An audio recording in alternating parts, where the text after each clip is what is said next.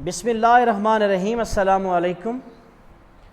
Dear student, discuss करेंगे आज का topic multiplication of a vector by scalar. How we multiply a vector by a scalar आपका एक important short answer है। आपके बोर्ड पॉइंट ऑफ व्यू से बहुत ही इम्पोर्टेंट आपका शॉर्ट आंसर है कि how a vector is multiplied by a scalar, कि आप किस तरह एक वेक्टर को मल्टीप्लाई कर सकते हैं एक स्केलर के साथ। Vector can be multiplied by, vector को मल्टीप्लाई किया जा सकता है बाय अ पॉजिटिव नंबर, एक पॉजिटिव नंबर से, बाय अ नेगेटिव नंबर, एक नेगेटिव नंबर से, बाय अ स्केलर, एक स्केलर से। इट्स मीन कि हम वेक्टर को मल्टीप्लाई कर सकते हैं एक पॉजिटिव नंबर से, एक नेगेटिव नंबर से एंड अ स्केलर, और एक स्केलर से। तो सबसे पहला केस हम डिस्कस करेंगे when vector A is multiplied, जब किसी भी वेक्टर ए को मल्टीप्लाई किया जाता है। जब भी किसी वेक्टर ए को मल्टीप्लाई किया जाता है, किसके साथ?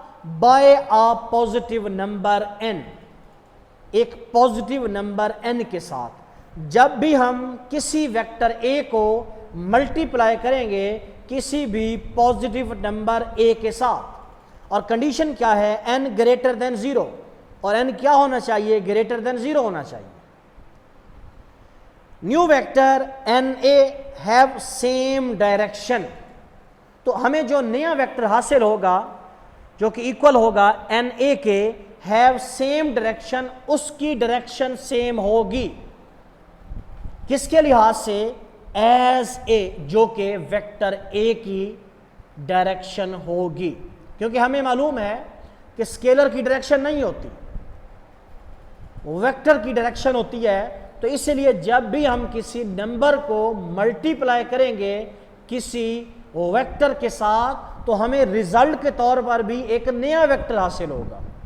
उस नए वेक्टर की डायरेक्शन जिस वेक्टर से आपने नंबर्स को मल्टीप्लाई किया था उसकी डायरेक्शन के मुताबिक होगी, उसके सेम होगी। बट मैग्नीट्यूड्स बिकम्स, और उसकी मैग्नीट्यूड है वो बन जाती है, वो बढ़ जाती है n times as that of a।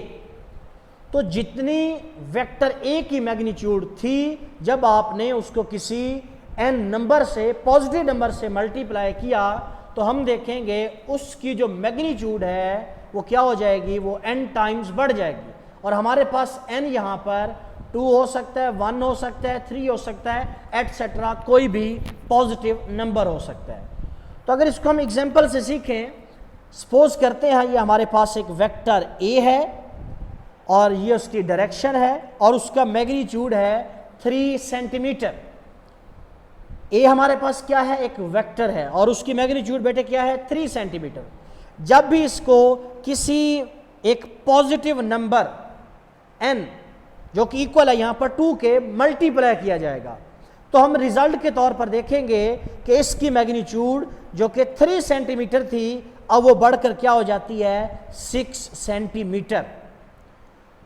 और अगर देखा जाए ये हमारे पास जो रिजल्टेंट वेक्टर है इसकी डायरेक्शन सेम है, किसके लिहाज से? जिस तरह डायरेक्शन थी वेक्टर ए की। तो हमने यहाँ पे क्या सीखा कि जब भी किसी वेक्टर को किसी पॉजिटिव नंबर से मल्टीप्लाई किया जाएगा तो उसकी डायरेक्शन सेम रहेगी और उसकी जो मैग्नीट्यूड है वो n टाइम बढ़ जाती है। मीन आप जिस भी पॉजिटिव नंबर से मल्टीप्लाई करेंगे उतनी उसकी मैग्नीट्यूड क्या हो जाएगी? इंक्रीज हो जाएगी।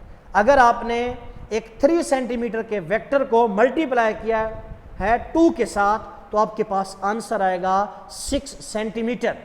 और इसी तरह अगर आपके पास कोई वेक्टर है जिसकी मैग्नीट्यूड 3 सेंटीमीटर है और आपने उसको मल्टीप्लाई किया है एक पॉजिटिव नंबर 3 के साथ, तो हम देखेंगे उसकी मैग्नीट्यूड 9 सेंटीमीटर हो जाएगी, लेकिन उसकी डायरेक्शन सेम रहेगी। उसके बाद similarly when a vector a is multiplied by a negative number, कि जब हम किसी भी वेक्टर ए को मल्टीप्लाई करेंगे एक नेगेटिव नंबर से, और कंडीशन क्या है, n इज लेस देन 0, और n क्या होना चाहिए, 0 से कम होना चाहिए, मीन्स कि वो नेगेटिव नंबर होना चाहिए। द न्यू वेक्टर, फिर भी हमें हासिल क्या होगा, एक नया वेक्टर हासिल होगा जो कि इक्वल होगा -na, have opposite direction of A. लेकिन फर्क यहां पर किस चीज का आएगा कि हमारे पास जो नया वेक्टर हासिल होगा, रिजल्टेंट वेक्टर हासिल होगा, उसकी डायरेक्शन वेक्टर ए के उलट होगी, रिवर्स होगी, थीटा 180 डिग्री के लिहाज से, मीन कि वो एंटी पैरेलल हो जाएगी। अगर वो लेफ्ट से राइट की तरफ जा रहा है, अब वो क्या हो जाएगा, राइट से लेफ्ट की तरफ हो जाएगा। But magnitude become n times as that of a। जिस तरह हमने पॉजिटिव नंबर के अंदर सीखा था, बिल्कुल नेगेटिव नंबर के अंदर भी हम देखेंगे कि मैग्नीट्यूड हमेशा बढ़ेगी। फर्क किस चीज का आएगा, फर्क बेटे क्या हो जाएगी, उसकी डायरेक्शन अपोजिट हो जाएगी। इसको एक एग्जांपल से समझते हैं। ये वही आपके पास वेक्टर ए है जिसकी मैग्नीट्यूड 3 सेंटीमीटर है। जब इसको मल्टीप्लाई किया जाएगा किसी भी नेगेटिव नंबर -2 के साथ, तो हमारे पास रिजल्टेंट जो आएगा वो आएगा -2a। अब देखें इसकी डायरेक्शन क्या थी वेक्टर ए की, लेफ्ट से राइट, लेकिन यहां पर देखा जाए तो डायरेक्शन चेंज हो चुकी है। लेकिन अगर आप मैग्नीट्यूड की बात करते हैं तो मैग्नीट्यूड हमेशा बढ़ता है। अगर पहले वो 3 सेंटीमीटर था, जब आपने -2 के साथ मल्टीप्लाई किया तो वो बन जाता है 6 सेंटीमीटर।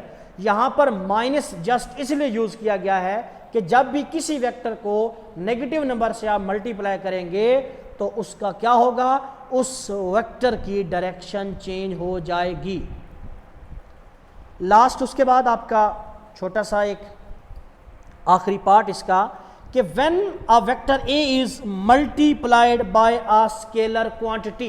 पहले हमने नंबर्स देखे, अब हम क्या करें, अब हम किसी भी वेक्टर को मल्टीप्लाई करेंगे किसी स्केलर क्वांटिटी के साथ, और स्केलर क्वांटिटी को डिनोट करेंगे n के साथ। Then product of vector is new physical quantity.